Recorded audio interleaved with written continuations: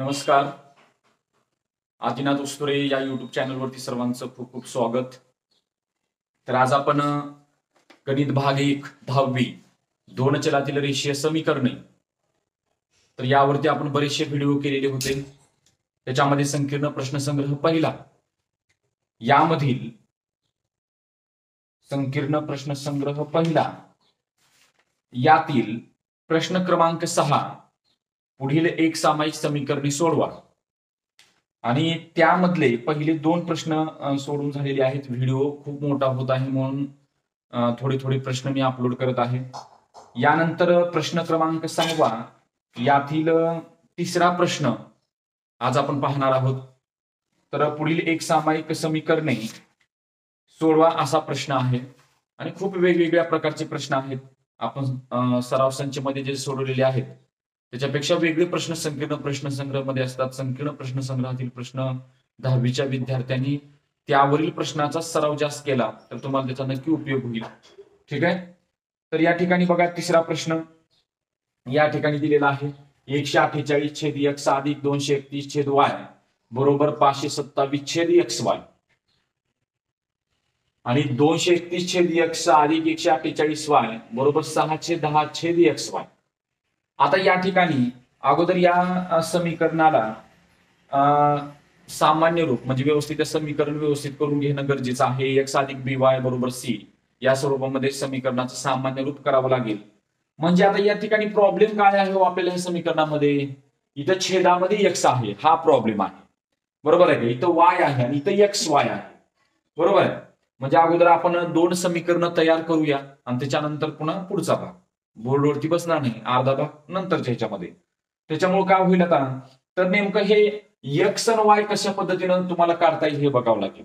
अगोदरच्या गणितामध्ये छेदामध्ये 2x अधिक 1 आणि y अधिक 2 आपण त्याला कॉमन मानून त्याला बाजूला काढलेलं होतं. 1/2x अधिक 1 बरोबर m मानलं आणि 1/y अधिक 2 बरोबर n मानलं होतं. अशा पद्धतीनं केलं होतं. परंतु या ठिकाणी तसं मानता येईल का? इथं पुढे काय केलेलं आहे बघा, इथं आपण 1/x मानलं काय अडचण नाही, इथं 1/y मानलं काही अडचण नाही. परंतु इथं काय 3 वेळेस कसं मानता येईल? मानता येणार नाही. म्हणजे आपल्याला xy हे आपल्याला काढूनच टाकावं लागेल. मग काढून टाकण्यासाठी काय करावं लागेल? मग x ला जर x न गुणलं तर x निघून जातं, y ला जर y न गुणलं तर तिथं निघून जातं आणि xy ला जर xy न गुणलं तर ते निघून जातं. परंतु तिघाला वेगवेगळं गुणता येईल का? नाही. म्हणजे या ठिकाणी काय करावं लागेल? समीकरणाच्या प्रत्येक पदाला कशानं तरी गुणावं लागेल. अशा घटकानं गुणावं लागेल. x पण कटेल, y पण कटेल आणि xy पण कटेल. मग असा घटक कोणता? तर असा घटक कोणता आहे? तो म्हणजे xy आहे. काय आहे? xy आहे.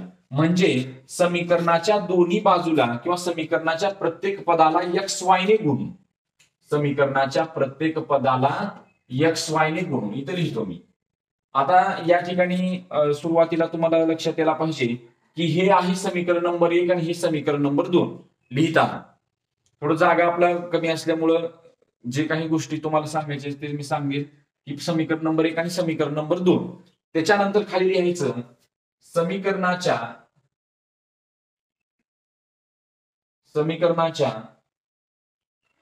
प्रत्येक पदाला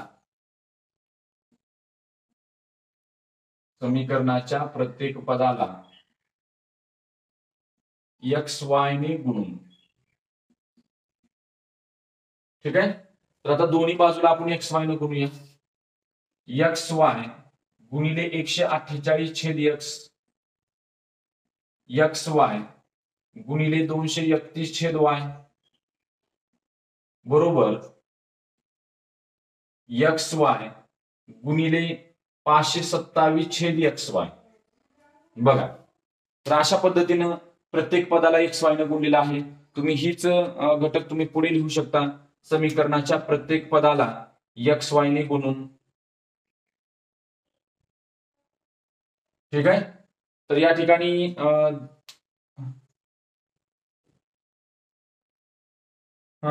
समीकरणाच्या प्रत्येक पदाला xy ने गुणून इथं पण तुम्ही लिहू शकता समीकरणाच्या प्रत्येक पदाला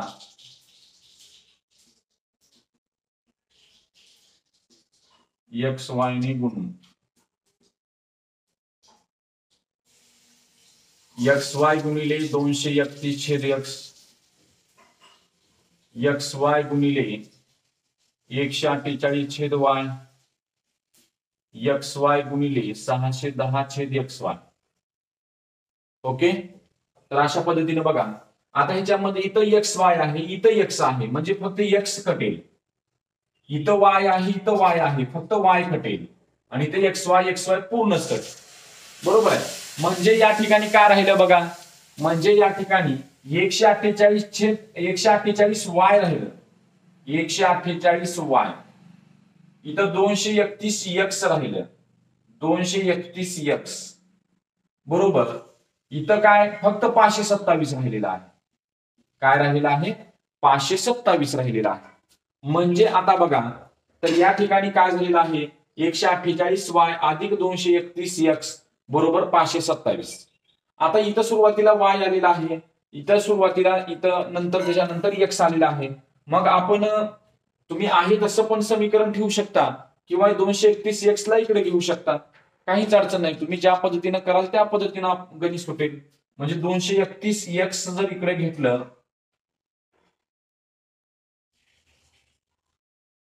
अधिक 148 वाय बरोबर 527, हे झालं समीकरण नंबर 3. हे झालं समीकरण नंबर 3. आणि त्याच्यानंतर इथं पण एक्स एक्स कटलं, वाय वाय कटलं आणि एक्स वाय कटलं. म्हणजे या ठिकाणी आता डायरेक्टच मी लिहितो इथं 148 एक्स 231 वाय बरोबर 231 वाय बरोबर 610. बघा, म्हणजे अशा पद्धतीनं समीकरण नंबर 4 तयार झालं. समीकरण नंबर 4 तयार झालेला आहे. बरोबर आहे. म्हणजे समीकरणाच्या प्रत्येक पदाला एक्स वाय न गुणलं, त्याच्यामुळं ह्या समीकरणाला आपण सोपे रूप देऊ शकलो. म्हणजे अशा प्रकारे समीकरण नंबर 3 आणि समीकरण नंबर 4 तयार झालं. आणि हेच महत्वाचं आहे. जोपर्यंत आपल्याला समीकरण व्यवस्थित ax अधिक by बरोबर c च्या स्वरूपामध्ये येत नाही, तोपर्यंतच गणित अवघड आहे. त्याच्यानंतर आपण ह्याच्या अगोदर असे बरेच प्रश्न सोडवलेले आहेत. आता या प्रश्नाकडे जर पाहिलं, बघा इथं 231 एक्स आहे, इथे 148 आहे, इथे 148 आहे आणि इकडे 231 आहे. म्हणजे काय झालेलं आहे, सहगुणकाची आदला बदल झालेली आहे.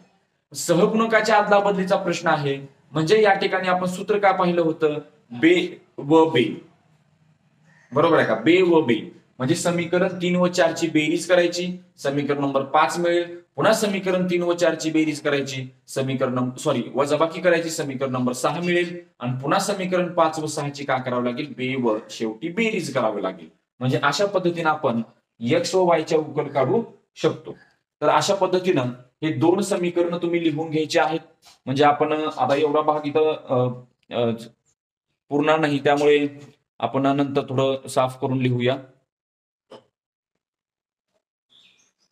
बघा पुढे, तर आता समीकरण 3 व समीकरण 4 ची बेरीज करावं लागेल. आपलं सूत्र बे व बे. बरोबर आहे. समीकरण 3 व समीकरण 4 ची बेरीज करावी लागेल. तर या ठिकाणी आपण बेरीज करूया. तर बेरीज करत असताना बघा, तर 8 आणि 1 9, 3 आणि 4 7 आणि 2 आणि 1 3 एक्स अधिक 8 आणि 1 9, 4 आणि 3 7, 2 आणि 1 3 वाय बरोबर 7, 2 आणि 1 3, 6 आणि 5 11. तर 379 एक्स अधिक 379 वाय बरोबर 1137. तर याचं संक्षिप्त 100% होत असतं, कधी पण लक्षात ठेवा. इथे एकक स्थानी काय आहे, 9 आहे, एकक स्थानी 9 आहे. आणि इथे एकक स्थानी काय आहे, 7 आहे. बरोबर आहे. म्हणजे 9 त्रिक 27. म्हणजे या ठिकाणी तुम्ही दुसरीकडे करून बघा, 379 गुणिले 3, 3 9 27 ला 7 हातच्याली 2, 3 7 21 2 23 ला 3 हातच्याली 2, 3 त्रिक 9 2 11, 1137. म्हणजे 3 चा भाग बसतो. म्हणजे आता संक्षिप्त रूप करूया, 379 एक्क 379, 379 एक्क 379 आणि 379 त्रिक. म्हणजे अशा पद्धतीनं हे समीकरण नंबर किती मिळालं, हे समीकरण नंबर 3 4 आणि समीकरण नंबर 5. समीकरण नंबर 5. ओके. अशा पद्धतीने आपण हे दोघांची काय केलेली आहे, बेरीज केलेली आहे. आता या दोन समीकरणाची काय करावी लागेल, वजाबाकी करावी लागेल. समीकरण 3 व 4 ची वजाबाकी करूया. समीकरण 3 वजा समीकरण 4. समीकरण 3 व 4 ची वजाबाकी करूया. आता हे डबल समीकरण आपण लिहून घेऊया खाली. 231x अधिक 148y बरोबर 527 आणि 148x अधिक 231y बरोबर 610 बरोबर 610. आता वजाबाकी करत असताना खालचे चिन्ह बदलायचे. वजाबाकी करत असताना खालचे चिन्ह काय करायचे, बदलायचे. खालचे चिन्ह बदलले. बघा, इकडचा हातचा इकडे घेतला, 11 मधून 8 गेले, 3 राहिले, इथं 2 राहिलं. पुन्हा इकडचा हातचा इथं घेतला, 12 मधून 4 गेले, 8 राहिले आणि 1 मधून 1 गेलं 0. 83x इथं मोठ्या संख्ये चिन्ह वजा 83y बरोबर 7.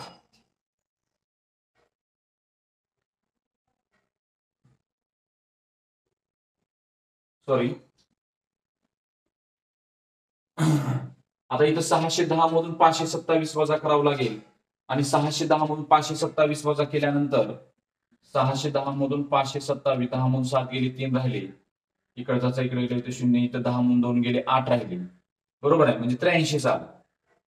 आणि मोठ्या संख्ये चिन्ह वजा 83x वजा 83y बरोबर वजा 83. बरोबर आहे. तर अशा पद्धतीनं 83x अधिक 83y, आता ह्याला कितनं भाग जाईल, 83 न भाग जाईल.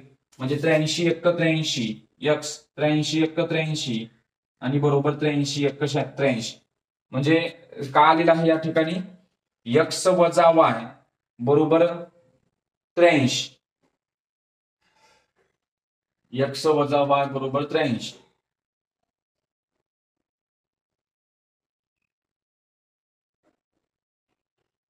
ठीक आहे.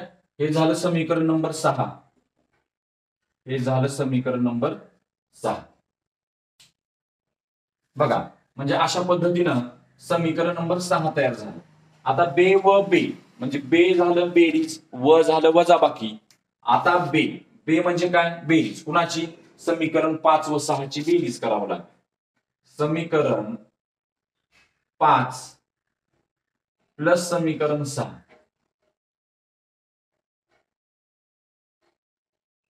x अधिक y बरोबर 3 आणि x वजा y बरोबर 1. कसलं 1, वजा 1. x वजा y बरोबर वजा 1. ओके. बघा,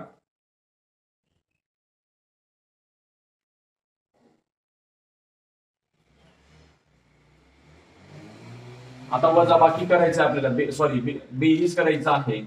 x आणि x 2x, y y कटलं आणि 3 मधून 1 गेलं, 2 राहिलं. म्हणजे x बरोबर किंमत काय आली, 1 आली. x बरोबर किंमत काय आलेली आहे, 1 आलेली आहे. आता आपल्याला y ची किंमत काढायची आहे. मग y ची किंमत काढायची असेल तर तुम्हाला x बरोबर 1 ही किंमत कोणत्या तरी समीकरणामध्ये ठेवावी लागेल. मग ह्या 5 किंवा 6 मध्येच ठेवायचं. म्हणून या ठिकाणी लिहू शकता x बरोबर 1 ही किंमत, x बरोबर 1 ही किंमत समीकरण, x बरोबर 1 ही किंमत समीकरण कशामध्ये ठेवूया, 5 मध्ये ठेवू, मध्ये ठेवू.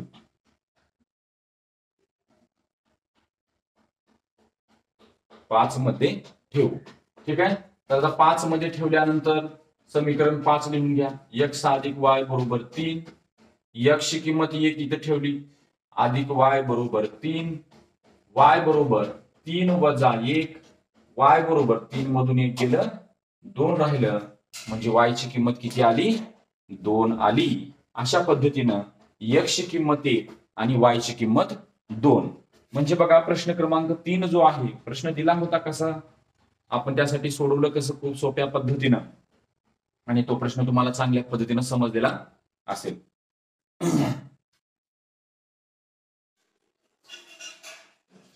यानंतर चौथा प्रश्न. तर आताच आपण पाहिला तिसरा प्रश्न, सहगुणकाच्या अदलाबदलीचा प्रश्न होता तो.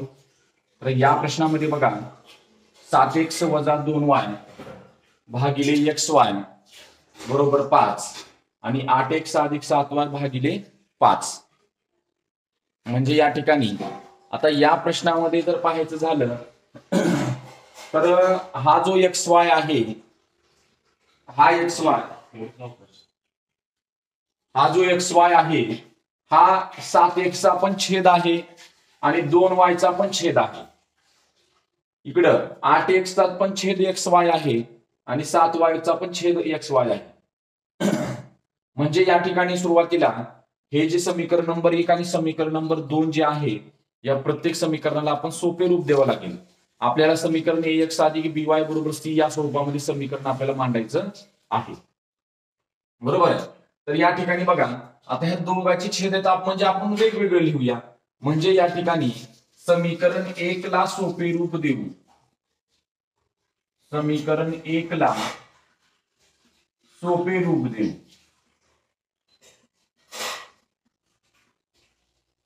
समीकरण 1 ला सोपे रूप देऊ. आता सोपे रूप देत असताना याचा छेद हा आहे, म्हणजे 7x छेद xy वजा 2y छेद xy बरोबर 5. 7x छेद xy वजा 2y छेद xy बरोबर 5. आता या ठिकाणी बघा, तर या ठिकाणी काय होईल, इथं x आहे, इथं x आहे, बरोबर आहे, इथं y आहे, इथं y आहे. म्हणजे या ठिकाणी इथं काय कटलं, हे xy कटलं, x कटलं आणि इथं y कटलं. बरोबर आहे का? काय कटलं, इथं x कटलं आणि इथं y कटलं. म्हणजे काय राहिलं या ठिकाणी 7 छेद y वजा 2 छेद x बरोबर 5. 7 छेद y वजा 2 छेद, म्हणजे या ठिकाणी बघा x कॅन्सल झाला आणि y कॅन्सल झाला. बरोबर आहे. तर राहिलं काय, इथं 7 छेद y वजा 2 छेद x राहिलं बरोबर 5 आलं. आता या ठिकाणी हे जे समीकरण आहे की 7 छेद y वजा 2 छेद x बरोबर 5. आता या ठिकाणी काय करावं लागेल, तर या ठिकाणी आपल्याला किमती मानावी लागतील. आपण या अगोदर पण असे गणित सोडवलेलं आहे की एक त्याला कॉमन बाजूला काढू शकतो. म्हणजे या ठिकाणी बघा 7 छेद y म्हणजेच इथं 1 गुणिले किंवा 7 गुणिले 1, 7 गुणिले 1 छेद y म्हणजे 7 × 7.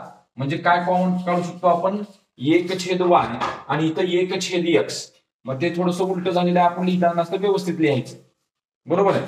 म्हणजे या ठिकाणी काय करावं लागेल, 1 छेद x बरोबर m व 1 छेद n 1 छेद y बरोबर n मानू. काय मानू, n मानू. म्हणजे या ठिकाणी आता काय होईल, इथं 1 छेद y आहे, बरोबर आहे. मग 1 छेद y ला काय आहे, n आहे. म्हणजे काय मानलं, 7n वजा इथं 1 छेद x ला काय मानले, m मानले, 2m बरोबर 5. हे झालं समीकरण नंबर 3. हे झालं समीकरण नंबर 3 झालं. बरोबर आहे. म्हणजे आपल्याला समीकरण नंबर 3 करावं. आता हे समीकरण नंबर 2 आहे.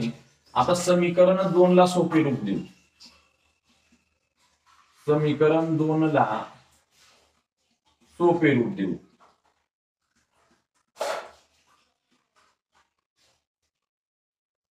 ओके. या ठिकाणी पण त्याच पद्धतीनं 8x चा छेद काय आहे, xy आहे, अधिक 7y चा छेद काय आहे, xy चा आहे, बरोबर 15. बरोबर आहे. यानंतर हे एक्स एक्स काय झालं कटलं आणि इथं वाय वाय कटलं. म्हणजे इथं काय राहिलं 8/y अधिक 7/x बरोबर 15. 8/y अधिक 7/x बरोबर 15. म्हणजे या ठिकाणी पण 1/y आणि 1/x याला आपण मानावं लागेल. म्हणजे 1/y बरोबर आपण यम मानलं किंवा उलट लिहूया आपण इकडे जसं लिहिले तसं 1/x ला यम मानलं आणि 1/y ला यन मानलं. बरोबर आहे. म्हणजे या ठिकाणी काय तयार होईल समीकरण 8n अधिक 7m बरोबर 15. हे झालं समीकरण नंबर 4. हे झालं समीकरण नंबर 4. अशा पद्धतीने आपण सुरुवातीला हे जे समीकरण आहे या समीकरणाला आपण सोपे रूप दिलं आणि समीकरण 3 आणि आपल्याला 4 मिळालेलं आहे. आता समीकरण 3 आणि 4 आलं तर आपण पुढे आता त्याचे काय करावं लागेल, इथं सहगुणक समान करावे लागतील आणि सहगुणक समान करून आपल्याला यम आणि एन ची किंमत काढून पुन्हा एक्स आणि वाय ची किंमत काढावी लागेल. तर हा भाग लिहून घ्या.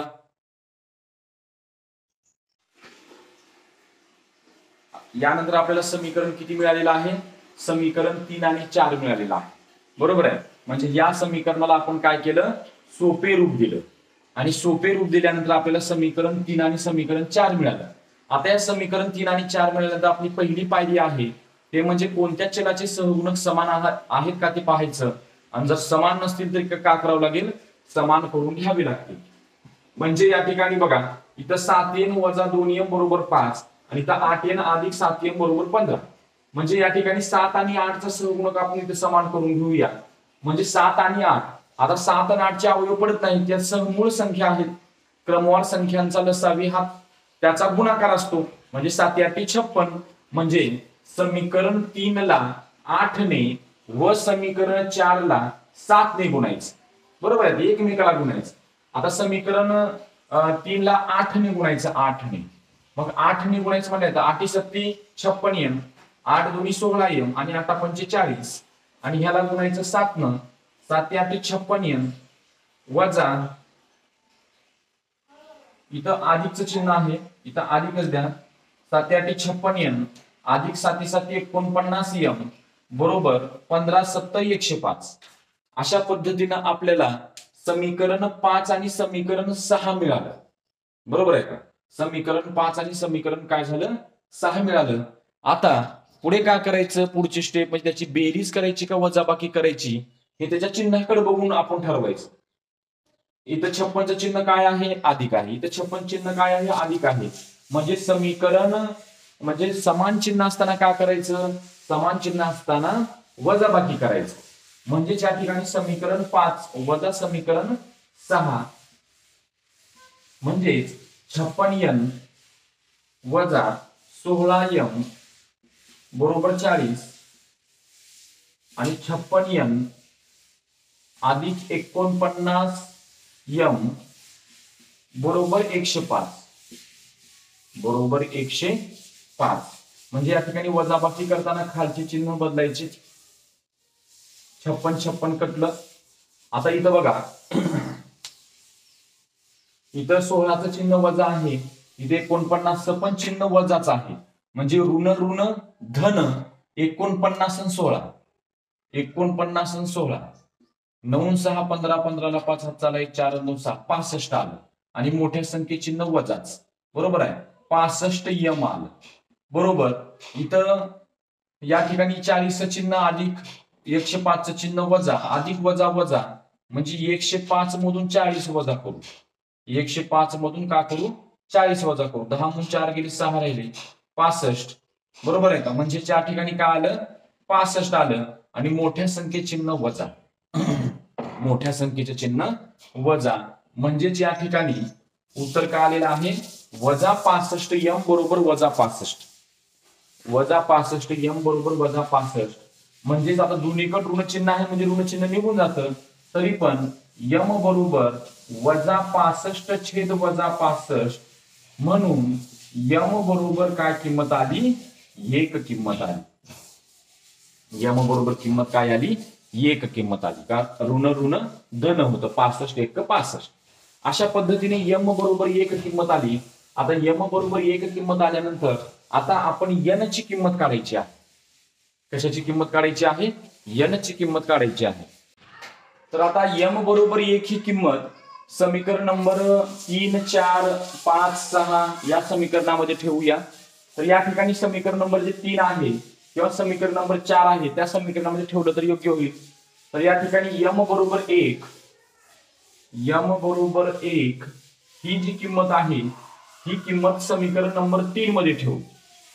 ही किंमत समीकरण नंबर 3 मध्ये ठेवूया, बरोबर आहे। तर समीकरण 3 लिहून घ्या। 7m वजा 2m बरोबर 5। 7m वजा 2n बरोबर 5। तर m च्या ठिकाणी 1 ठेवायचं आहे। 7m वजा 2 कंसात 1 बरोबर 5, बरोबर आहे। म्हणजे त्या ठिकाणी 7m वजा बे 1 बे बरोबर 5। 7m वजा 2 बरोबर 5। आता हे जे वजा 2 आहे ते पलीकडे जाईल, म्हणजे का होईल? अधिक होईल, बरोबर आहे। का होईल? अधिक होईल। म्हणजे त्या ठिकाणी 7m बरोबर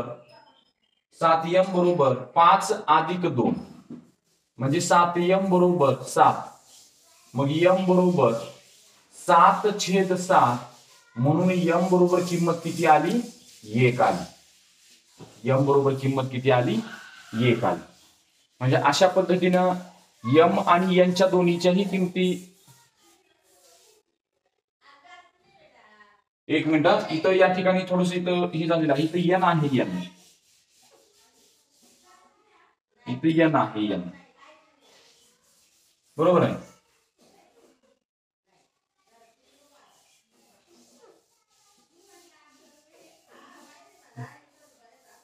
तर n बरोबर 7/7, तर n बरोबर 1, n बरोबर 1।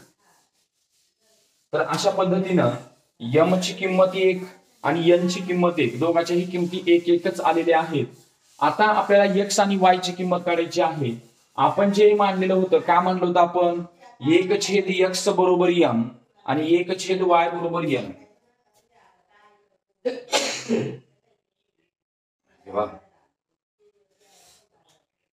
तर या ठिकाणी आपण जी किंमत मांडली होती 1/x बरोबर m मांडलं होतं। 1/x बरोबर m मांडलं होतं, म्हणून 1/x बरोबर m ची किंमत काय आलेली आहे? 1 आलेली आहे। m ची किंमत काय आलेली आहे? 1 आलेली आहे। म्हणजे तिरकस गुणाकार होणार। x बरोबर काय किंमत आली? 1 किंमत आली, बरोबर आहे। म्हणजे x बरोबर किंमत आली 1 आणि त्याच्यानंतर 1/y बरोबर n मानलं होतं। 1/y बरोबर काय मानलेलं होतं? n मानलेलं होतं, म्हणून तर इथं का किंमत येईल? 1/y बरोबर 1 म्हणजेच y बरोबर किंमत काय आली? 1 किंमत आली। y बरोबर किंमत किती आली?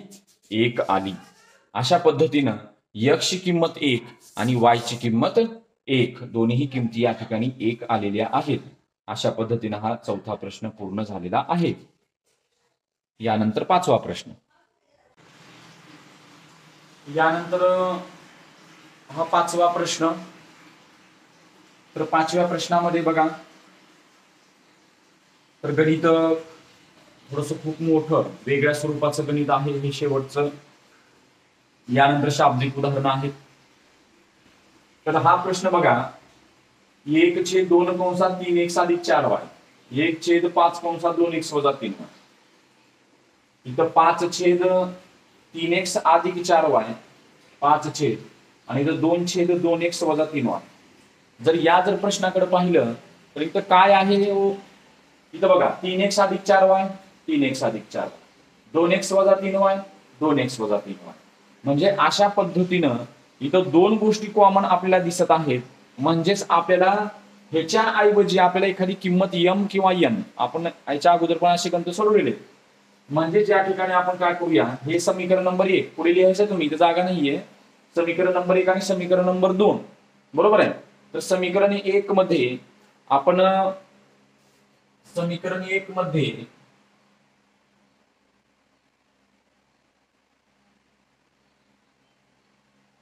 समीकरण 1 मध्ये एक छेद, कारण इथं एक छेद, इथं दुसरं एक गुणिले 1 म्हणजे 1/2 राहतं, म्हणजे 1 छेद 3x अधिक 4y बरोबर यम मानू. 4y बरोबर काय मानू? यम मानू. बरोबर आहे. आणि या ठिकाणी समीकरण 2 मध्ये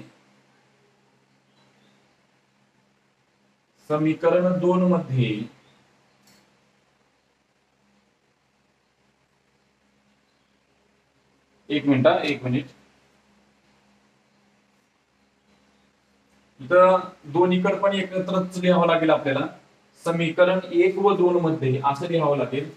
समीकरण 1 व 2 मध्ये समीकरण 1 व 2 मध्ये बरोबर आहे. 1/3x अधिक 4y बरोबर यम व 1/2x वजा 3y बरोबर n मानू.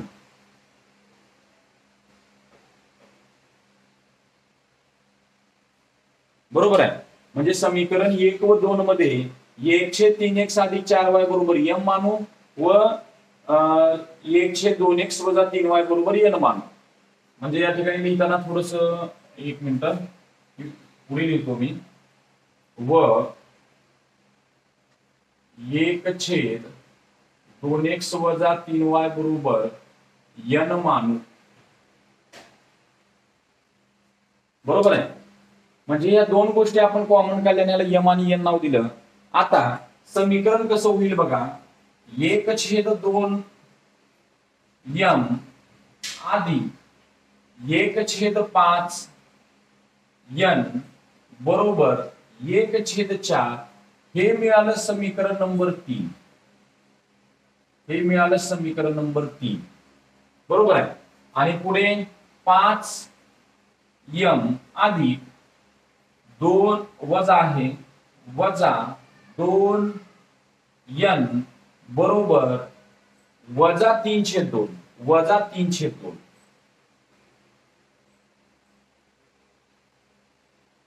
हे समीकरण मिळालं समीकरण नंबर 4. बरोबर आहे. तर अशा पद्धतीनं आपल्याला समीकरण नंबर 3 आणि समीकरण नंबर 4 मिळालेलं आहे. कसं मिळालं? इथं कॉमन 3x अधिक 4y आणि 2x वजा 3y कॉमन काढलं. 3x अधिक 4y ला m मानलं आणि 1/2x वजा 3y ला n मानलं. बरोबर आहे. तर 1/2m अधिक 1/5n बरोबर 1/4 आणि 5m वजा 2n बरोबर वजा 3/2 अशा पद्धतीने समीकरण 3 आणि 4 मिळालेलं आहे. मग आता समीकरण 3 आणि 4 जे आहे ते सामान्य रूपात आहे का, किंवा ax अधिक by बरोबर c च्या स्वरूपामध्ये आहे का? नाही. म्हणजे त्याला पुन्हा आपल्याला काय करावं लागेल? सोपे रूप द्यावं लागेल. म्हणजेच समीकरण 3 ला सोपे रूप द्यावं लागेल आणि समीकरण 4 ला सोपे रूप द्यावं लागेल. बरोबर आहे. म्हणून समीकरण 4 मी पुढे लिहितो. 5m वजा 2n बरोबर वजा 3/2 समीकरण नंबर 4.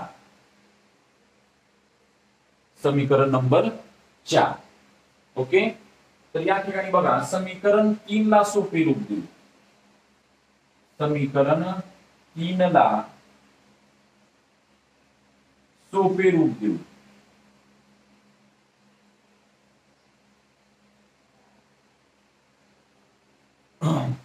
समीकरण 3 ला सोपे रूप देऊ. आता या ठिकाणी बघा 2, 5, 4 इथं छेदामध्ये काय आहे? 2, 5, 4 आहे. आता छेदामध्ये 2, 5, 4 आहे म्हणजे इथं आपल्याला हे छेद काढून टाकायचे. म्हणजे या ठिकाणी 2, 5, 4 चा लसावी काढावं लागेल. बरोबर आहे. 2, 5, 4 चा लसावी काढावं लागेल. तर लसावी म्हणजे काय? तर ह्या तिघांनी भाग जाणारी लहानात लहान संख्या. बरोबर आहे. तर या ठिकाणी बघा लसावी आपण अवयव पाडूया. तर 2 आणि 4 ला भाग जातो 2 न. बे 1 बे. आता 2 न 5 ला भाग जातो 5 आहे तसंच लिहा आणि बे 2 4. आता राहिली इथं 5 आणि 2. 5 आणि 2 मूळ संख्या आहेत म्हणजे त्याला भाग जात नाही. म्हणजे 5 आणि 2 इथं लिहिलं. आता ह्या तिघाचा गुणाकार बे 5 10 10 2 20 म्हणजे छेदाचा लसावी किती आला? 20 आला. बरोबर आहे. हे आपण इथं लिहायचं आहे. छेदाचा लसावी 20. छेदाचा लसावी किती आलेला आहे? 20 आलेला आहे.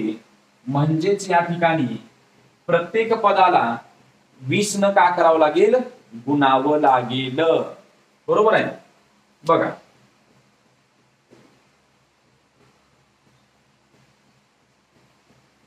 वीस गुणिले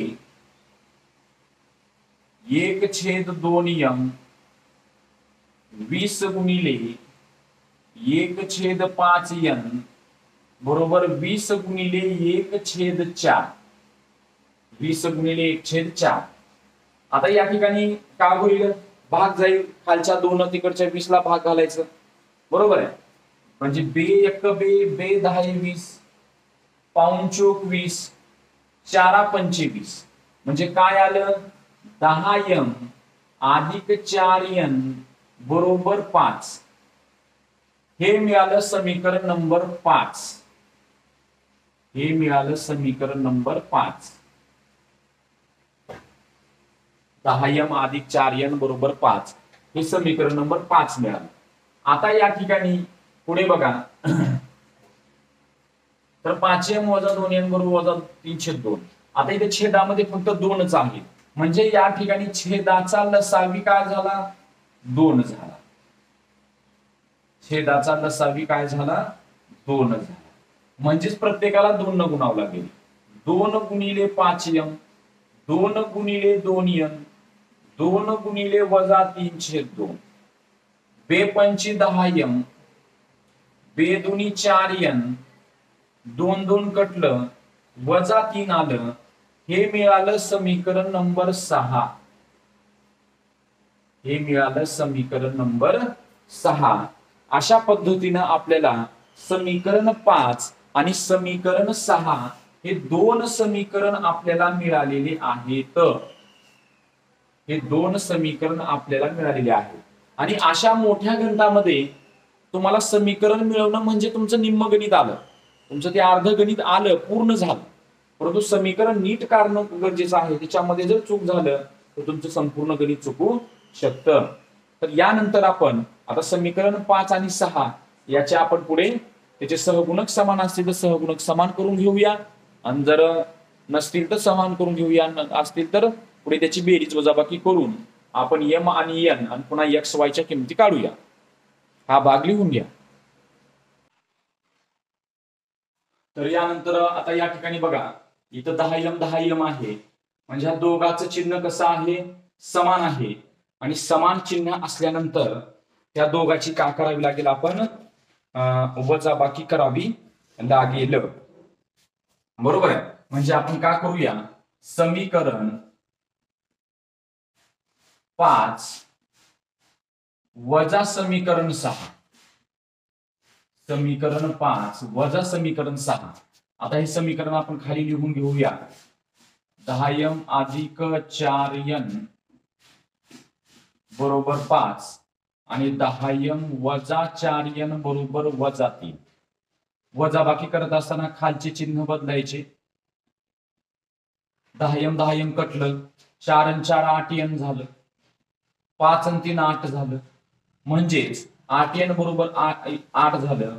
तर n बरोबर 8/8 म्हणून n बरोबर 1.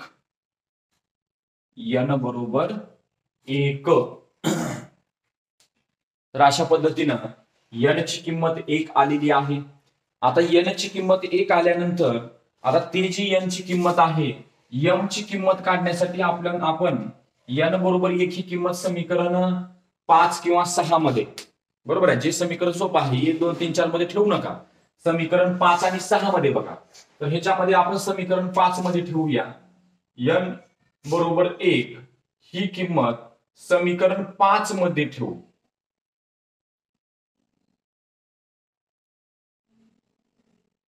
ओके, समीकरण 5 लिहून घेतलं. 10m अधिक 4n बरोबर 5. मग 10m अधिक 4 कंसात 1, 4 कंसात 1 बरोबर 5. 10m अधिक 4 1 4 बरोबर 5. 10m बरोबर अधिक 4 पलीकडे गेलं 5 वजा 4 10m बरोबर 1, बरोबर आहे. 10m बरोबर 1. मग m बरोबर 10 आणि m मध्ये गुणाकाराचे चिन्ह आहे, 10 भागाकारात जाईल 1/10, 1/10. म्हणजे अशा पद्धतीनं m ची किंमत किती आली, 1/10 आली.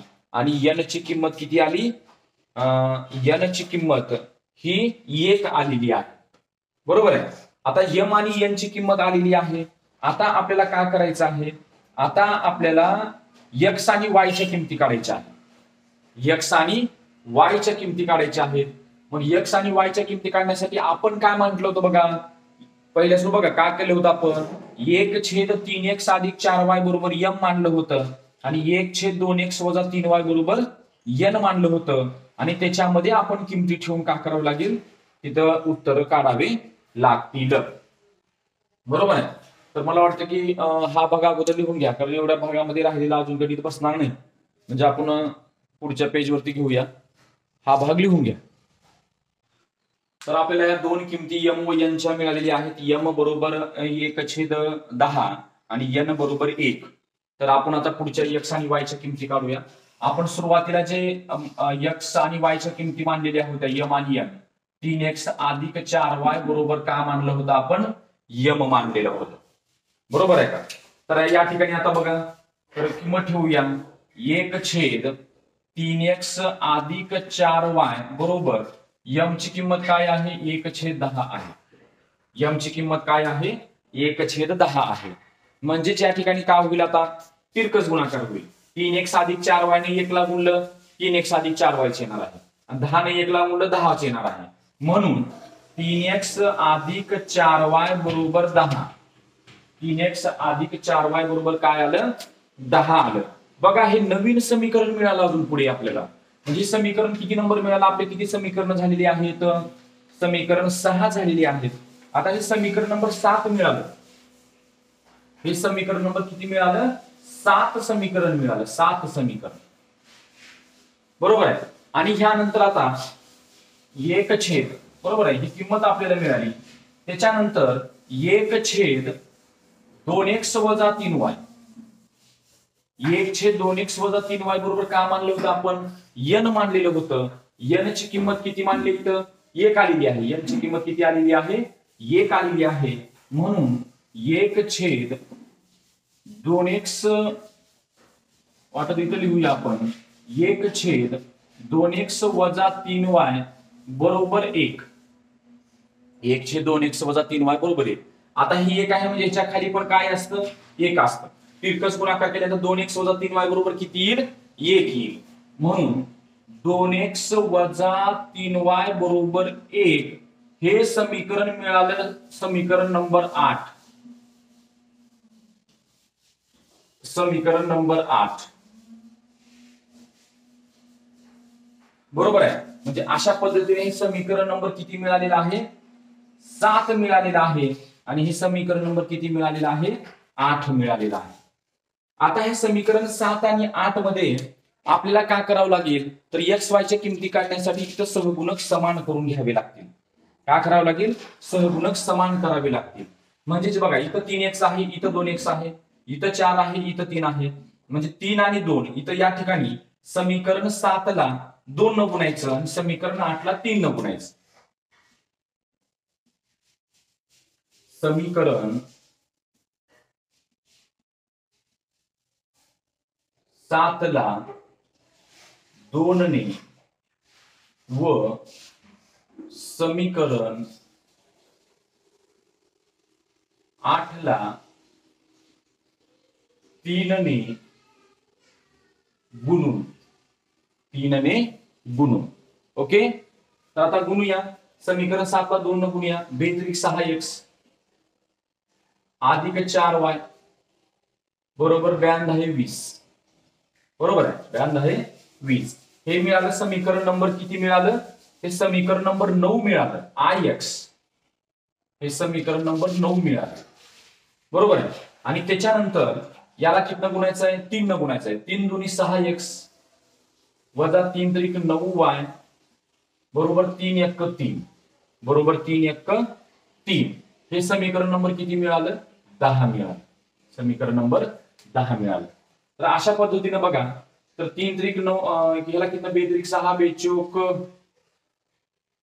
समीकरण 7 ला 2 ने गुणून बेत्रिक 6x अधिक बेचोक 8, इथं 8 येते, बेचोक 8y बरोबर 92 20 बरोबर. त्याच्यावर 3 8 ला 3 ने गुणून 3 दोन्ही 6x 3 त्रिक 9 3 1 3. अशा पद्धतीने सहगुणक समान झालेला आहे. म्हणजेच या ठिकाणी आता काय करावं लागेल, तर या ठिकाणी इतर दोघांचे चिन्ह समान आहेत, म्हणजे समीकरण 9 आणि 10 ची काय करावी लागेल? वजाबाकी करावी लागेल. समीकरण 9 वजा समीकरण 10 बरोबर आहे. म्हणजे ज्या ठिकाणी 6x अधिक 8y बरोबर 20 आणि 6x वजा 9y बरोबर 3. तर वजाबाकी करत असताना खालची चिन्ह बदलायची. 6x कटलं, 9 8 17, y बरोबर 20 मधून 3 गेली 17, म्हणून y बरोबर 17/17, म्हणून y बरोबर 17 1 17. अशा पद्धतीने y ची किंमत किती आली? 1 किंमत आली. आता y ची किंमत 1 आली म्हणजे y बरोबर 1 ही किंमत समीकरण कोणत्या समीकरणामध्ये ठेवूया? आता हे समीकरण घेऊया जे सोपं आहे, ते समीकरण नंबर 8 मध्ये ठेवूया, 7 मध्ये.